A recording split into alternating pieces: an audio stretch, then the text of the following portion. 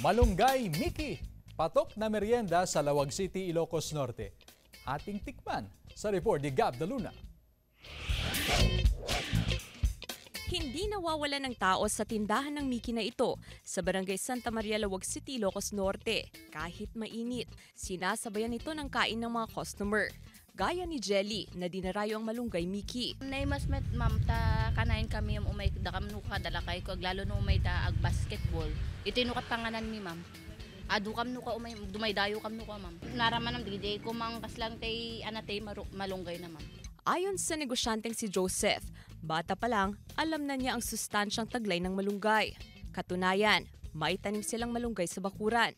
At ang mga freshly picked malunggay leaves, inihahalo sa paggawa ng noodles. Minamasa ito kasama ang harina at tubig. Saka ilalagay sa pinakulo ang sabaw ng Mickey. Upang mas maging malinamnam, dinadagdagan pa ito ng chicken, carrots, bawang, dahon ng sibuyas at itlog. Makalipas ang ilang minuto, ready na ang malunggay Mickey. Nung nasa elementary pa lang ako, nagbebenta na ako ng malunggay sa amin, sa Pagudpod. Ngayon, naging kaugalian na namin ng kumain ng malunggay, paborito ng mga anak ko, paborito ng asawa ko.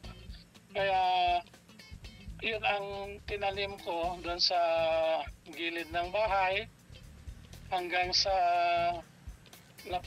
pag-isipan ko na gagawin itong malunggay Mickey.